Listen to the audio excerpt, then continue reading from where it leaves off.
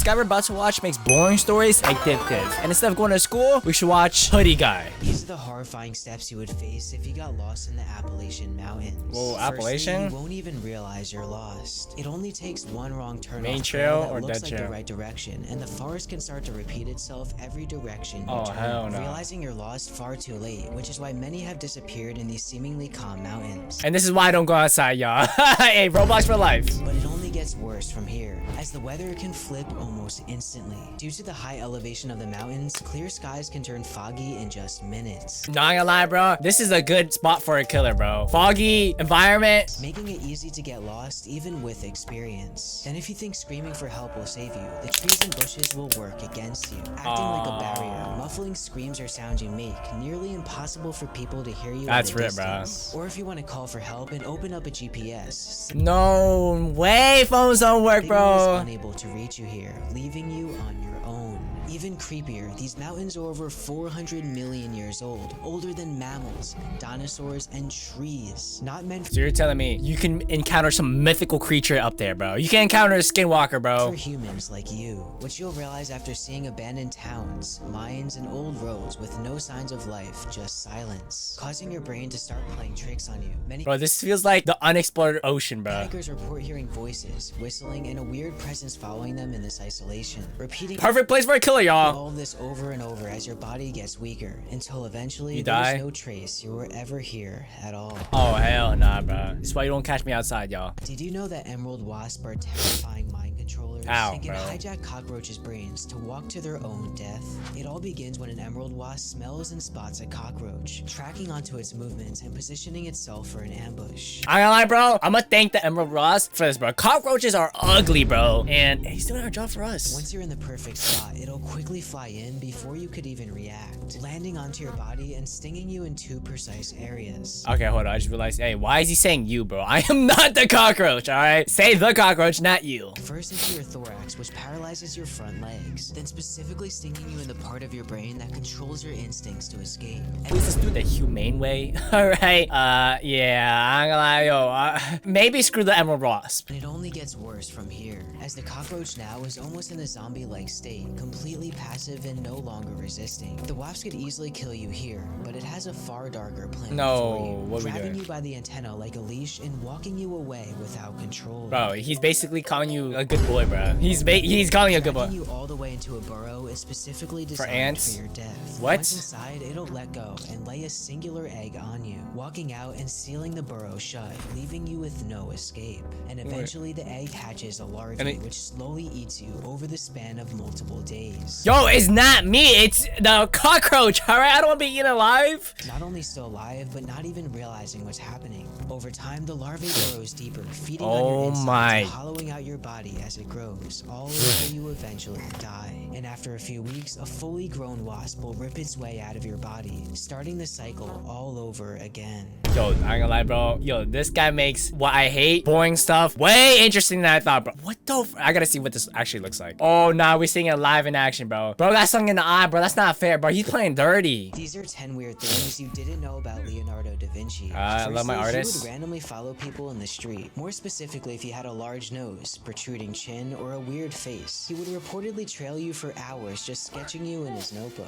Next, he was a chronic procrastinator, taking Chronic years to finish procrastinator? paintings, and often left many of his projects unfinished to start new ones. Hey, he just like us, bro. He just like us. We procrastinate and we doom scroll. For the Mona Lisa itself took over a decade. Okay, now. Okay. Yo, if we had the same ability to complete projects, I wouldn't It complain. gets Like weirder. school projects? He wrote everything backwards, writing from left to right, using a mirror to see what was on the paper, making it almost impossible to read on its own. Hey, he cool, but he may be a little bit weird. Hey, he may be a little bit weird, but he's cool. He carried a tiny notebook everywhere he went in case he had an idea or wanted to draw. Had little to no formal education, yet still learned science, anatomy, and engineering by himself. He was Whoa, believed to be smart a eye dude. vegetarian, extremely rare for the time, and would buy caged birds just to set them free. Holy, bro, the vegan teacher would love this guy. And even liked pranking people with his lizard, decorating it with wings, a beard, eyes, eyes and horns to make it look like a dragon, then setting it free and scaring his guests. Bro, But he doesn't what? stop there. He would secretly dissect human bodies and study them, creating some of the most accurate anatomical drawings in history. Absolutely hated war, but designed tons of deadly war weapons, and predicted things similar to tanks, helicopters, parachutes, diving gear, and more, being hundreds of years ahead of his time. Holy snap, bro. Bro, low-key a chill guy, man. Yeah, man. How he was moving, bro. He's the thinker, bro. But honestly, even despite the weird things he does, that's how thinkers are. They got a little weird into him, and that's the great part about it. Have you ever wondered why people hate the hyrax and call it the most boring animal on the planet? Let's see what the hyrax actually looks like. Oh,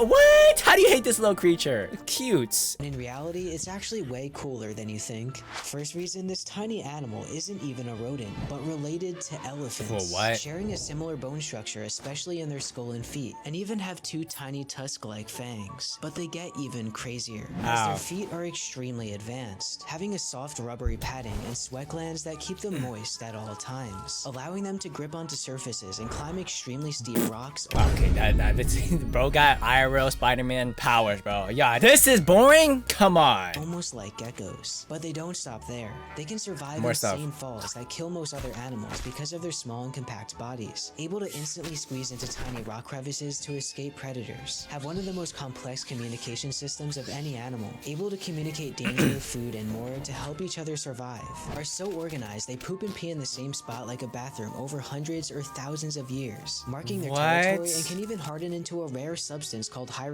used in perfumes you might have. Ew, what the? I ain't gonna lie, bro. Like, it's like Skittles, bro. You know Skittles is made out of beetle poop? And are even mentioned in the Bible because of how good they are at surviving in difficult terrain, despite being so small and vulnerable. But the most insane is that even with no real strength or speed, they've been around way longer than humans and outlived many species, surviving for around 30 to 40 million years. Nowhere near as useless as people thought. Me when this guy speaks, bro, that's what I'm saying, bro. But Jenny, bro, like this guy might replace school, bro. If this guy made some educational course of school and somehow the federal law allowed it, I would take it instantly. These are 10 weird things you didn't know about Socrates. Firstly, he was considered extremely annoying, known to constantly walk around public and approaching random people in the street and intensely questioning their knowledge, often exposing them for being wrong, which made many people in Athens hate him. Next, he would sometimes turn into a statue. It's reported Socrates would randomly freeze, standing in place for multiple hours, all throughout day and night just thinking, where crowds of people and even soldiers would form around him, simply watching. But he gets weirder. That's pretty weird. Yeah, that's pretty weird. He was almost always barefoot, even in winter, wore the same basic clothes every day, and didn't care about money at all, often refusing to take payments and lived extremely cheap, not even working a job for the last 2 decades of his life, spending all of his time debating philosophy. Hey, bro, he just like us, bro. No job, bro. No job and just a thinker, bro. Cause screw jobs. And he doesn't stop there. He would publicly humiliate powerful politicians in debates so often that he began drawing in crowds. Bro, he is a rage baiter, bro. The freaking lion and the monkey. And gaining tons of influence, becoming such a problem that he was eventually jailed and sentenced to execution for supposedly corrupting the youth. Not gonna lie, bro, that's how back then was, bro. Like, it was just injustice. Like, back then had the most unjustice system. But the most insane is that Socrates could have escaped. Many friends and even corrupt insiders offered to help him escape the execution, but he refused. Hey, you know, he's chill though, he's cool. He believed escaping would go against all of his beliefs. And on the day of execution, he stayed completely calm, drinking the poison and discussed philosophy with his friends as it slowly paralyzed his body until he finally collapsed. Bro, what the frick? Oh, this is just beautiful. Like the hoodie guy, bro. Bro, he makes boring stories so interesting. Bro, I used to call this guy Socrates, but now it's actually Socrates. I don't know how to say it. Have you ever wondered why the blobfish is called the ugliest animal in the world? And I heard it's pretty useless, bro. Made fun of for its looks, when in reality, it's not supposed to look like this at all. But why? Firstly, blobfish aren't built like normal fish. Instead of having a tough body and hard bones, bro. they have a jelly-like skeleton and almost no muscles, making them very squishy and fragile, barely able to swim. But this is actually perfect. You see, blobfish live deep in the ocean, around 600 to over 1,000 meters down, where the pressure is 100 times stronger than the surface. So their soft bodies actually help, making them slightly less dense than water, allowing them to float above the seafloor, drifting around eating animals without wasting energy, and look like a completely normal fish. But this is where the problems begin. You see, fishermen use something called trawling nets, which are made to drag along the ocean floor to catch other deep sea animals. But because these nets reach so far down, they often drag straight through the blobfish's environment and catch them by accident. No, I'm feeling bad, bro. I used to make fun of the blobfish. I still will, though.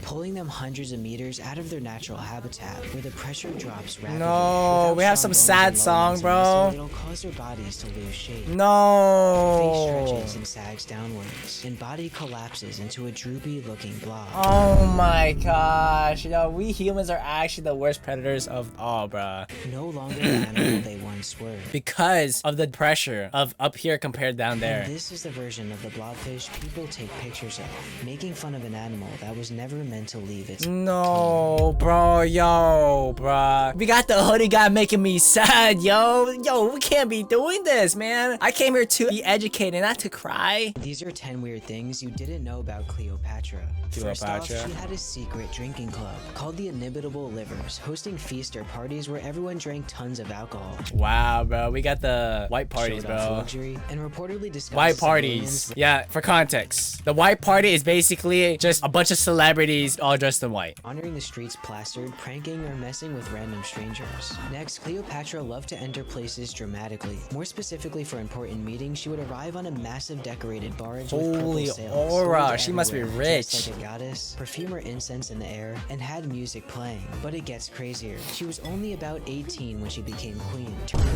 When I was 18, bro, I was playing Fortnite, bro. I was playing Roblox. Woo! Wow. Marry me, Cleopatra, bro. Mrs. Cleopatra, bro. I will lick your Spoke 9 toes. different languages, and actually wasn't praised for her beauty, but more for her extreme intelligence, personality, and smooth voice that could apparently charm anyone. Even more insane, she married 2 of her younger brothers. Okay, you know what? You can have, hey, you have a good time, Cleopatra. Both later died after conflicts with her. She would test poison on prisoners to see which ones were the quickest, most painless, or didn't ruin your appearance. One time dissolved a pearl in her drink and chugged it for her bed, and even stuffed herself inside of a bundle of bedding to secretly meet with Julius Caesar and secure her throne. But the most insane, Cleopatra wasn't even Egyptian. She was Greek and was alive closer to the invention of the iPhone than the actual building of the pyramids. Huh? Wait, what was that last part? She was Greek and was alive closer to the invention of the iPhone than the actual building of the pyramids. Bruh, when I saw Cleopatra actual face, okay, let's see. What's so bad about her actual face, bro? What's wrong with this? What would happen if all humans disappeared from Earth? In the first 24 hours, lights all around the world would start to shut down as power grids fail. Wait, y'all gotta realize how scary that is. But imagine no electricity. Imagine you're the last human alive. What would you even do? Oh my gosh, that is so sad. Leaving everything in darkness. Then a few days in, subways would become flooded, and packs of wild animals along with plants will slowly take over cities. Then a few weeks in, animals will begin to die without food or escape in the wild. About a month in, power plant water cooling would evaporate, causing meltdowns and disasters all around the world. Wait, that's scary. Multiple months in, houses would start to rot due to weather, insects, and leaks. Then a year or 2 in, satellites would slowly start raining from the sky without proper maintenance. Over the next 25 to 50 years, nature would begin to reclaim everything, including cities. Animal populations would also increase, rebalancing many species. The air would also be much cleaner and easier to see with less pollution. Then over 200 years later, most buildings, bridges, and towers would start to deteriorate and disappear. Wait, we're literally witnessing the extinction of humans, bro. 15,000 years later, the only evidence we existed would be made out of stone and small traces of metallic dust or pieces. A few million years later, even places like the pyramids and Mount Rushmore will be eroded completely. Then over 50 million years later, 50 million years? completely back to normal with zero proof we ever existed. That just gave me a chill, bro. So we are the problem, bro. Yeah, we are pretty much the problem, bro. I'm gonna lie with you. But honestly, I really like it that way because, bro, we created a bunch of cool stuff. Like, we created YouTube, you know what I'm saying? Instagram, TikTok, Reels. Did you know that bees can ruin their entire life if they're ever caught being drunk? Because when bees hunt for nectar, there's a chance they might accidentally drink something called fermented nectar, which is when nectar sits out for too long, turning the sugar into ethanol, a form of alcohol. And when we got drunk guy beers, bro. bees unknowingly consume too much, it can make them feel extremely extremely drunk, causing the bee to fly into things, be aggressive, Aye, Shibai. sometimes entirely stop flying and stand still. But in many instances, the bee is still capable of finding its way back to the hive. But this is where the problems begin. Uh-oh, wait, we have the bouncer, bro. He's mad. Because every hive has guard bees standing by the entrance looking out for any threats, constantly watching and smelling the bees, and if they notice any of them acting drunk or smelling like alcohol, Don't tell me they die. they will make them face a horrifying reality. No. The guards will do one of two things after they spot it. Okay, I don't think this is the act or this fiction of like both bees carrying the drunk bee, but hey. The drunk bee, either banning you from the hive forever, forcing you to fly away and live on your own, or they will mercilessly attack you, ganging up around the bee and repeatedly stinging it. And I thought when bees sting, they lose their stinger, bruh. having all of their limbs. Oh! Nah, that's crazy. Nah, losing your limbs like that? Nah, come on, bruh. See, now, you know, we're trying to watch boring stories that are addictive, but don't make me traumatized. Ripped off, then dragging their body out of the hive and ditching it forever. I don't think you understand how rare your existence actually is. Exactly, bro. That's why you gotta live your life. Don't off yourself. I'm gonna keep it real. Don't off yourself, bro. We're like 1 out of bajillion. You know what I'm saying? Because you being alive right now is pretty much statistically impossible. To give you perspective, there's been over 100 billion people who ever lived on Earth. But this number is nothing compared to how many people could have ever lived. Because if you were to add up all the possible combinations of your DNA, the number would be so astronomically large you couldn't even read it. But somehow— That is beautiful. That literally just gave me gratitude. I'm about to thank that I'm alive today, y'all. Y'all should too. how out of nearly infinite versions of your DNA you were born. Not only that, even including thousands of years of all of your ancestors' actions and DNA which led to you existing. If they didn't meet that specific person, make a specific life choice, or even make the tiniest decision ever, you would never exist today. That's like the same concept with time machines. I feel like if you were to travel back in time, and let's say you, for some reason you kick a rock, the future's changed, bro. Increasing the chances of you being born to an unfathomable number, making your life one of the rarest things in the entire universe. Hey, bruh, if y'all struggling, bro, this is a sign that y'all are special. If you're considered basic, what? Some special. Yes, you are special. Did you know that crows can hold a grudge against you for your entire life? Because if you ever try to hurt or attack a crow, they can actually remember your face. And this is why people befriending crows, bruh. Where if they ever see you again, they're able to instantly recognize you as a threat. Oh, But you're it doesn't cooked. stop You're there, as cooked. Crows are extremely communicative and will go as far as telling the rest of its flock to remember your face as well. Oh, nah, that's crazy. Also passing down their grudge against Oh my, yo, nah. You see how all of them are, nah, you're cooked. So even after the crow you taunted dies, other generations of crows will continue to have this grudge against you. You're cooked unless you move. You literally have to move, bro. Where they're known to do things like loudly squawk at you non-stop, constantly shadowing over you just watching, or rarely they'll swoop down at you. No way, really? Making sure they never forget what you did. Oh my, bro, we got infinite beef, bro. Generational hate is crazy. Yeah, pretty much. And there you guys have it. Hoodie guy, shout out to him because he makes boring stories addictive. Way better than school. If you guys want to see more content like this, click this video here.